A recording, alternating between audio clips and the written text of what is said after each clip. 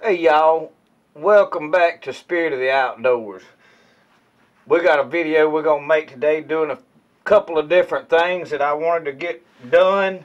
So we're going to try to put it all into one video. First thing is we're going to build a fire in here. It's pretty cool this morning. And we're going to do it with flint and steel. So I'm going to chop this up, try to make it fast, not really go in depth. But the things I wanted to mention is I've got my stuff in my can right here that I'm making my bird nest out of, which is crucial for this type of fires, having the proper stuff to do it with, which has to be pre-thought out. You don't just do this off the fly. This is trumpet vine, grows wild here in Mississippi.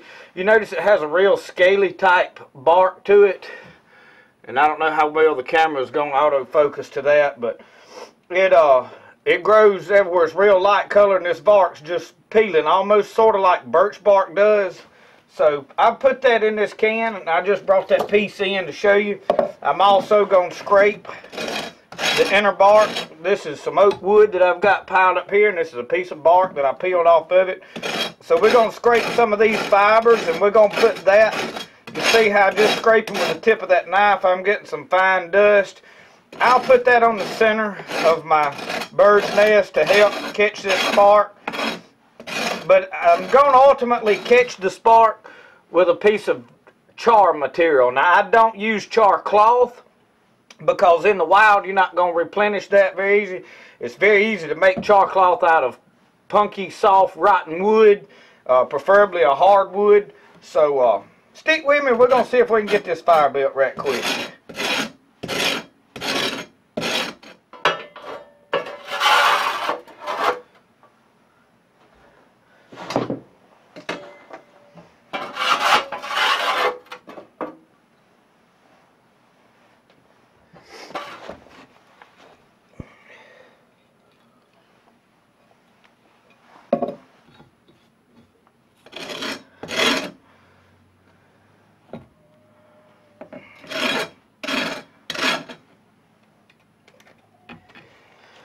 Now, I made this char material the other day in this can. It's got a little hole poked in the top. And it's just a little metal can. Lid screws on. I keep most of my stuff in it. In fact, there is some flint and stuff already in here. And some lighter pine. I've got some little odd and end pieces in there. I'm just going to get a little bit of my char material. And you make that char in this can. You just put your soft wood in there, lay it in the fire, and when it quits smoking, it's done.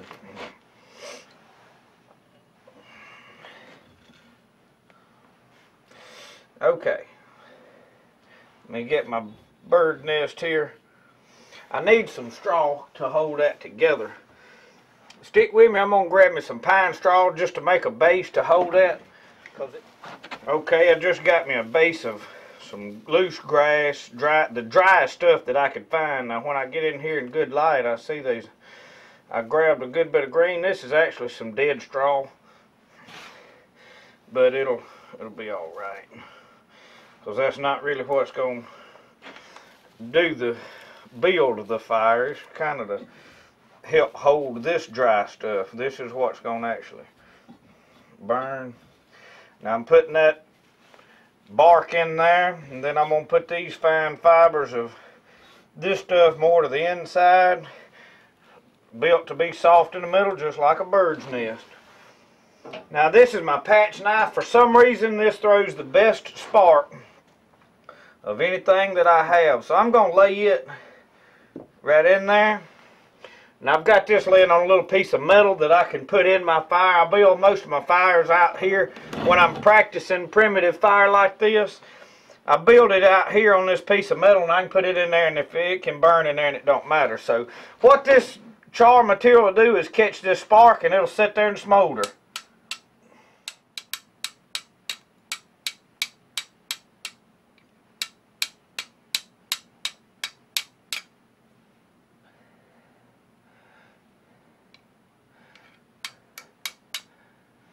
There we go. Once you get a spark hit on there, you ain't got to be in a hurry. Let it smolder. You can see that ember's growing. And just a light.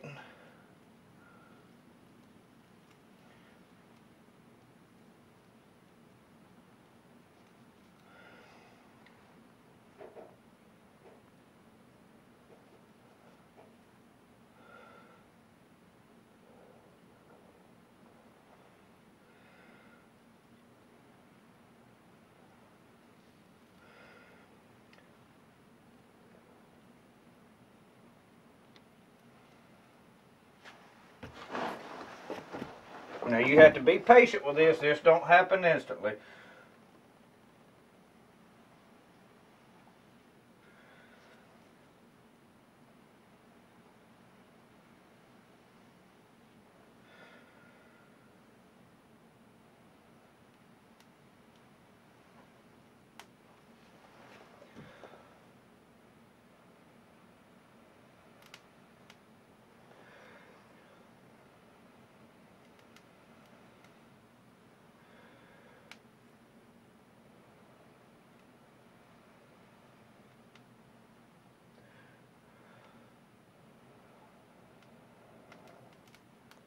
See that?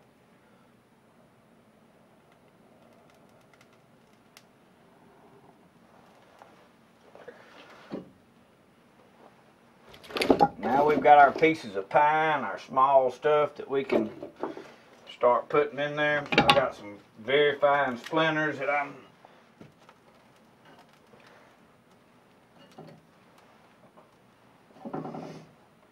it's imperative to have your other stuff ready to go.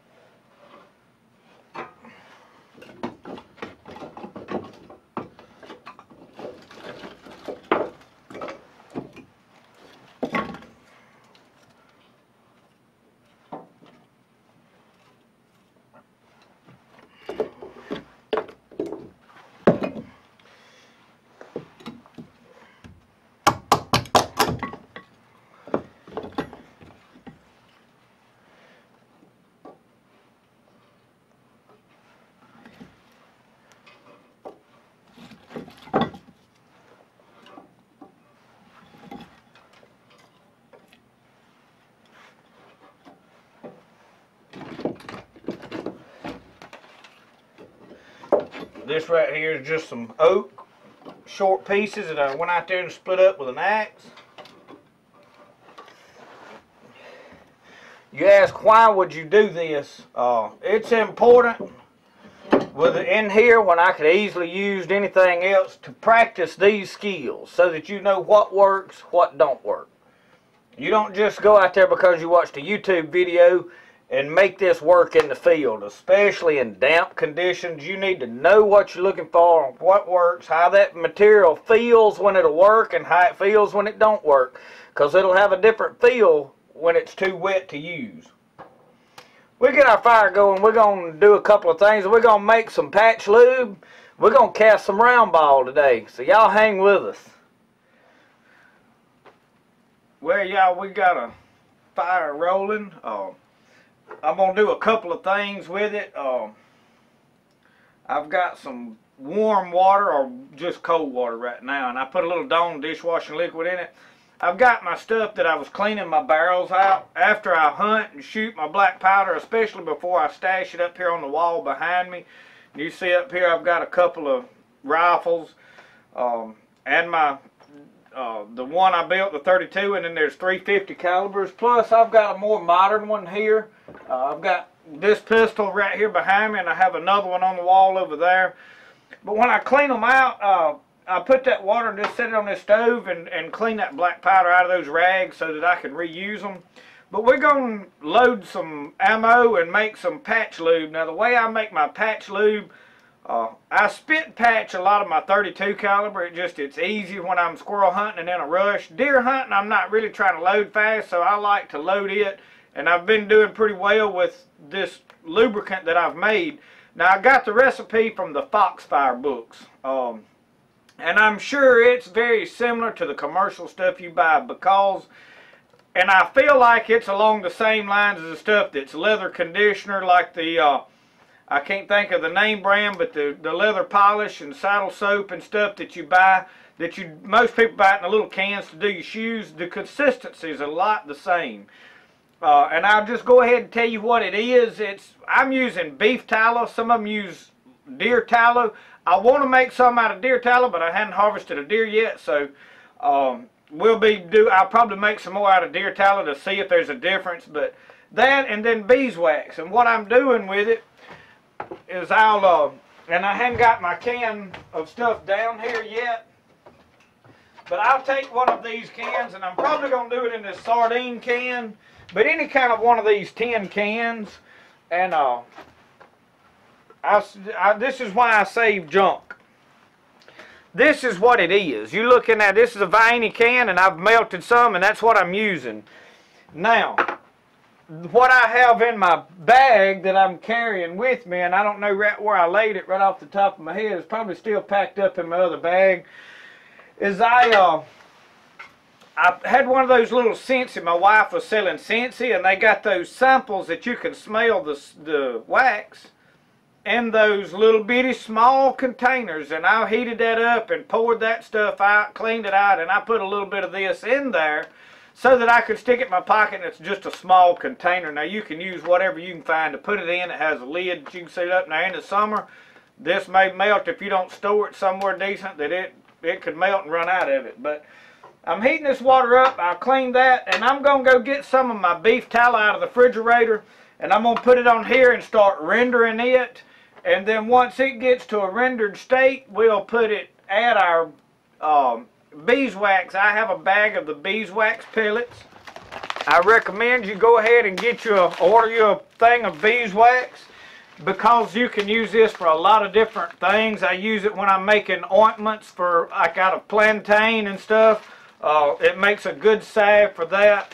So there's a lot of uses for beeswax, and these pellets are easy just to dip you some out and add to whatever you've rendered down, whatever oil. So I would do that. Now we're going to cast some round ball here in a second. I've got 2 lead molds. I actually have 3. My 50 caliber is up there.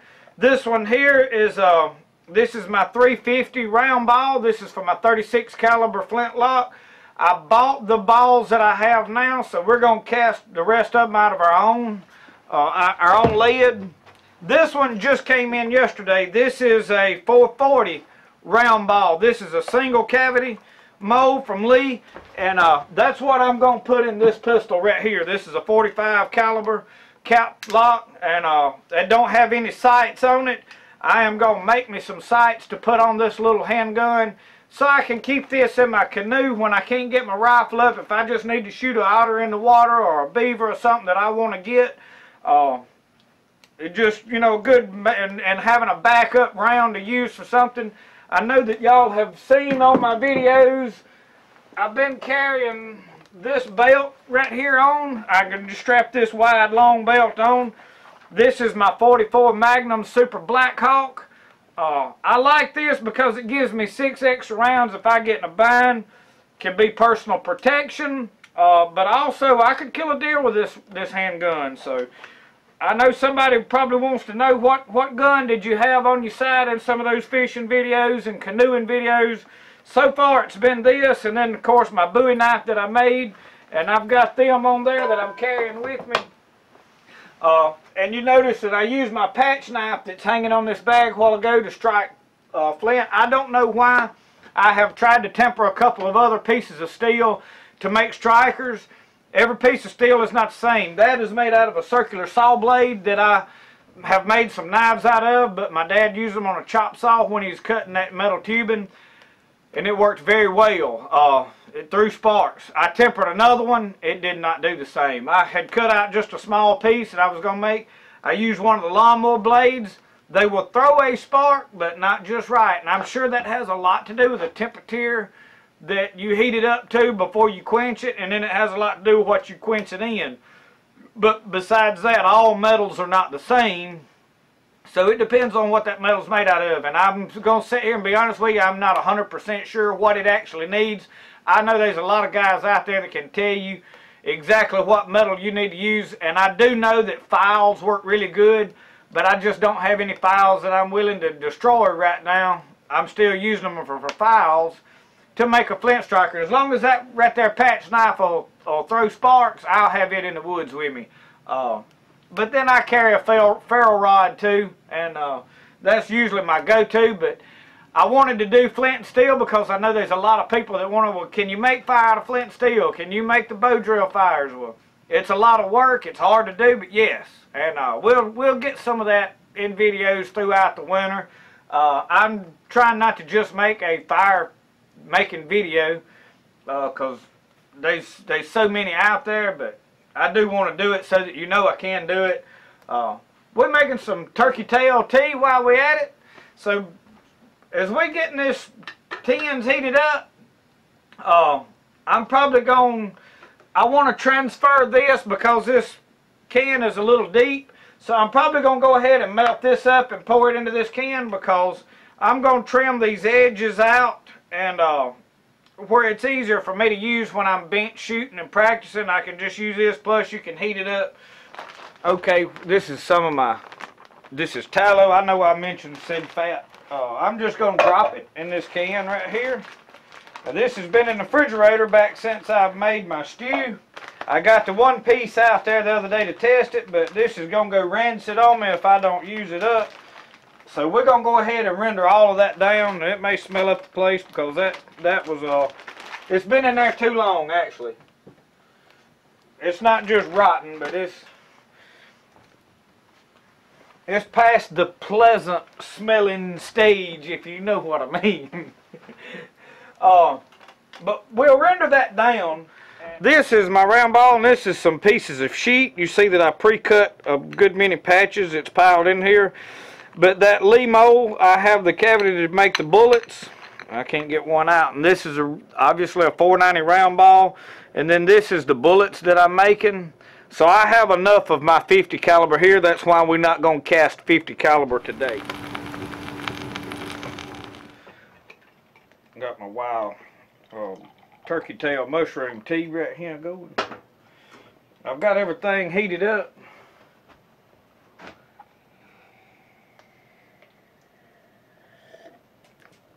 Be easy out of scald your tongue. What y'all think about that cup I made that? Alright, what I've been doing here. While y'all was away, I'm pouring my renderings just into that. I've got this fat in here, and I've took this stick. I've just been stirring it. I've been pouring it off along like this. You're just draining the renderings off of it. And there's still some more in there. It's starting to dry because it's starting to stick to that, which is fine. I'll clean that up. There is still some fat in there. Of course, I've been stirring in that too, and that water, y'all. You see how much black powder stuff comes out of that? That water's dark in there. Cleans that up good. You can reuse them rags. But what we're going to do is we're going to go ahead and get this made.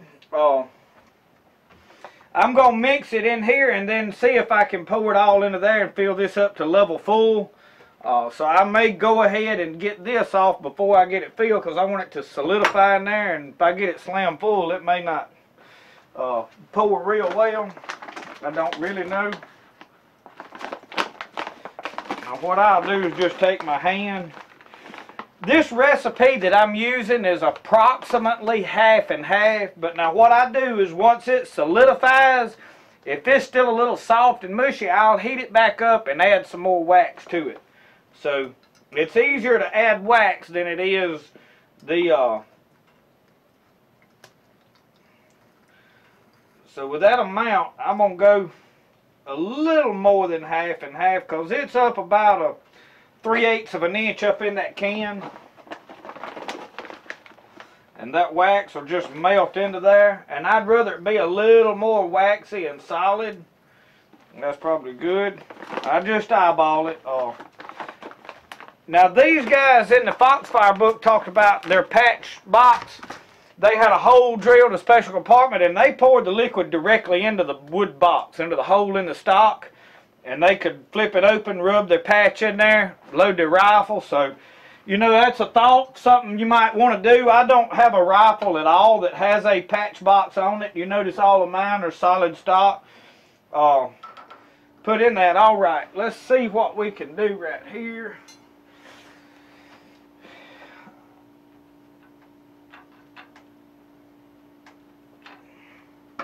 This, I'm going to go ahead and do it this way. You can see this now. I'm going to try to not make a pure mess with it. And that is going to just about fill that slam to the top.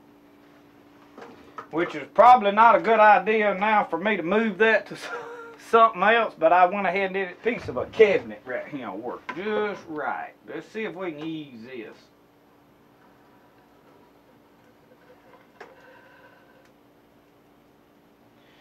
All right. Now I'm going to be real careful, like Jerry Clower said with them boiled okra. Walk real careful. He said he didn't want it to slime over on his hand. See, this is starting to solidify. Alright, this right here is what it's going to look like when he's finished. This is pretty solid, and I just got some bed sheet that's the thickness I want, and I'll cut my strips up. And this, you lightly rub around. Now, you don't have to, if you mash down real hard, you'll make a dent in it, but I like mine a little bit soft. You can add a little more wax if you want it a little solider, but it comes off real nice on there. And I can just lightly rub over it. I don't have to bear down and really work it to get it in there, which means it'll come off in my barrel pretty easy. This is my preferred way of doing it. Like I said, you can make yours as thick or whatever as you want to, but that's how to do that. Fixing to get into making our lid here. We're getting our lid melted down. Okay. We've got our lid in here getting melted down. What these are, and that's some lead I had from when I made my 50 caliber, my 440 balls. These are boots off of a roof. They're good lead, pure lead. I've had good luck with these. I have took a wire brush and cleaned this up pretty good. However, they're not perfectly clean, so what I flux with and skim off is I use some sawdust, because I have plenty of that. I do have some candle wax. You can flux it with candle wax, either one. I use the sawdust. It's just better for me. I've cleaned these up pretty good, so when I've tried to take the time to clean as much of this tar, which this one fortunately didn't have a lot on there. I've just chipped it off like that, used a hammer to get most of it, but the more that you get off before you start melting it, the better you'll be. So I'm not going to put a whole bunch in this, and you can see this good soft lead. I can cut it with these 10 snips very easy, and I just lay it in there. I do recommend you, if you're not familiar with doing this, get you some good gloves, get you some safety glasses. Y'all know I'm big on safety.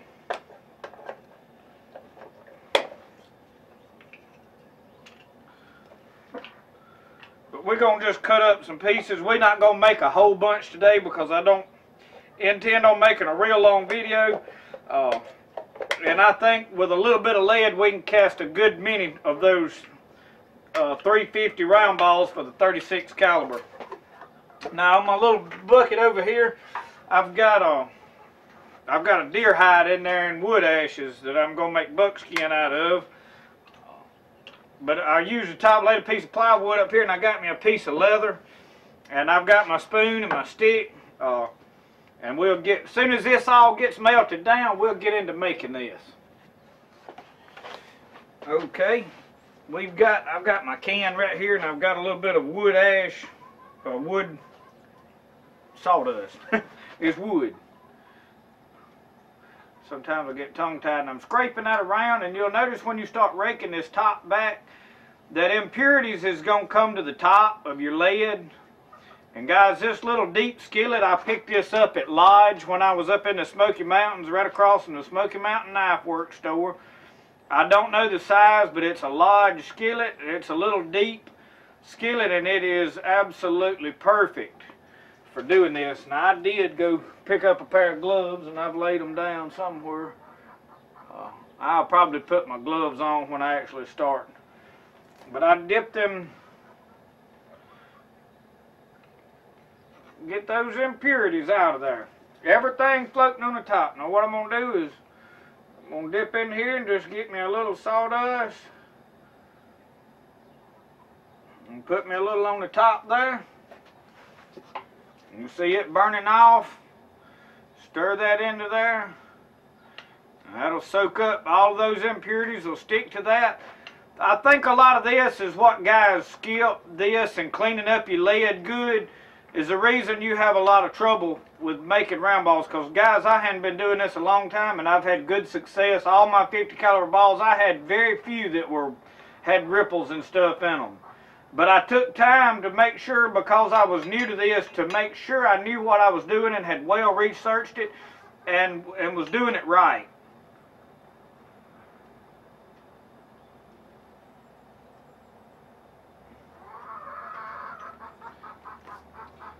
This little deep skillet, I think, is the most important part of this. Okay. Let me get my gloves right quick. Alright. We're going to start out with a 36 caliber. Now, I'm not going to video using both molds because the process is precisely the same. However, I have already sooted this. This has never been used, but when I got it, I took a lighter, smoked that up. It is black. Let me get you a somewhat blurry look, but you see that's black inside of there. That's where I took a lighter and sooted it. So now what I want to do is I want to heat this up. I'm just going to hold the corner in there approximately 30 seconds. Just heat this mold up. This is another crucial thing. You have to do this. Now once you've made 4 or 5 balls, the mold is going to be heated up. So if your first ones are coming out bad and it's not working right for you, more than likely it's because you didn't get it hot enough to begin with. And we may not get, I don't have a way of checking temperature and knowing exactly what I'm at, so I'm going to somewhat be guessing at it, and it could be rippled on the first ones. I don't know. First time I did this, I got lucky probably and got it just right, but about 30 seconds of holding that in there will do the trick.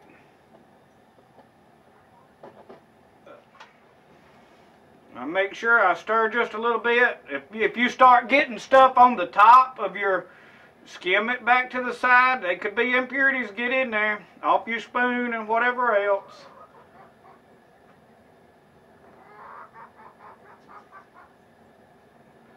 You just make sure you pour. Another secret that I learned real quick. Make sure when you pouring directly over the top of that hole, because the weight of that will force that on down in there.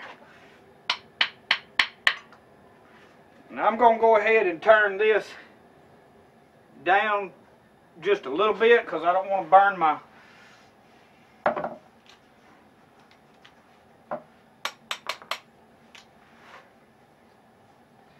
those look pretty good, guys. We're going to make a couple and I'll get you a look at them. But this is not hard to do. Now you see I took a long stick and I just wired a regular old spoon out of the house up on there. It works really good because you just need some reach.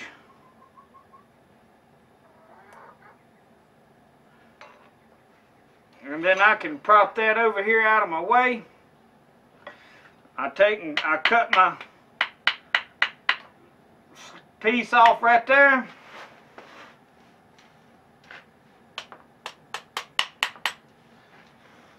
Yeah, buddy. It's just this easy, guys. A lot of people are scared to that. Make sure you don't let no water or nothing get into your lead.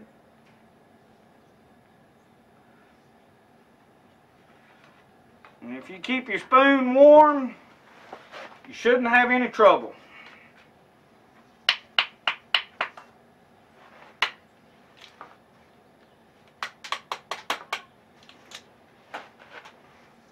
That one there had a little bit of rippled in. I don't know what happened there, but that's all right. I probably let my mold cool down sitting here talking.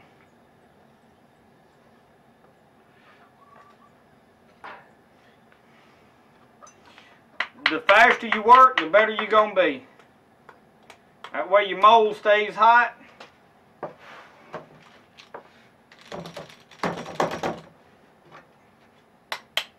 And don't hit on the ball, or your aluminum just kind of bump out here, lightly tap.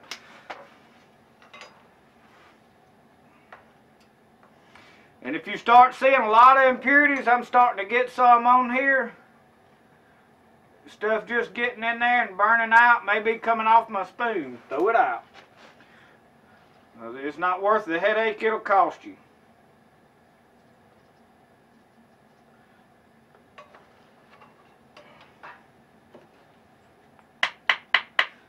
The biggest reason for these gloves is that it's very hot to my hand holding this right here over this fish cooker. So if you're using more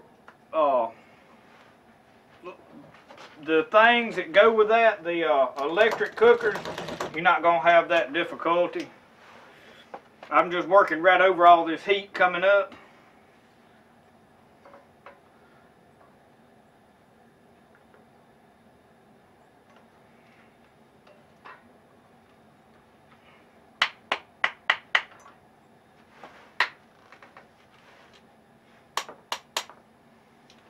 Homemade brown balls to go in a homemade rifle.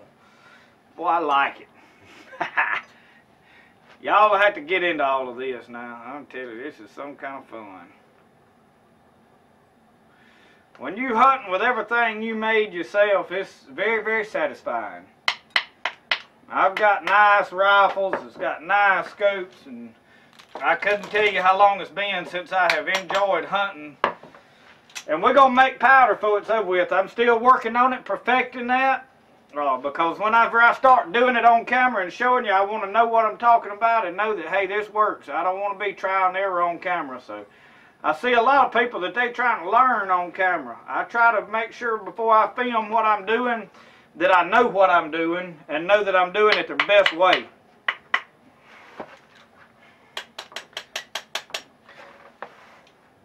Guys, they might be a little bit of swirl in a couple of these, but for the most part, I am very, very satisfied with these. I will say that this mold right here is creating a distinct flat spot on one side. The ones that I bought did not really have a flat spot, so when I load, I'll have to make sure that I put that on the top side of my barrel, is what I'm told.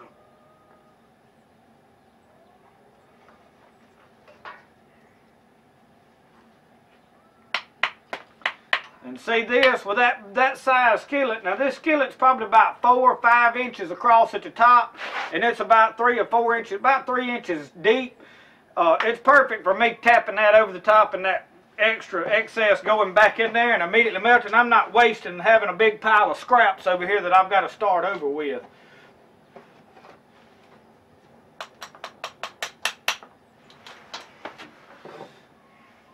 Alright, we're going to do 1 or 2 more, and then we're going to make some 440 balls.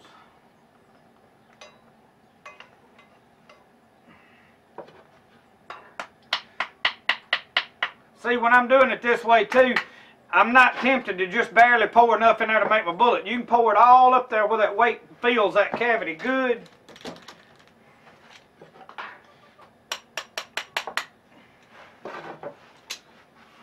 Alright, well, we're going to start over, and I'm going to let this cool down, and I've got a few of them made.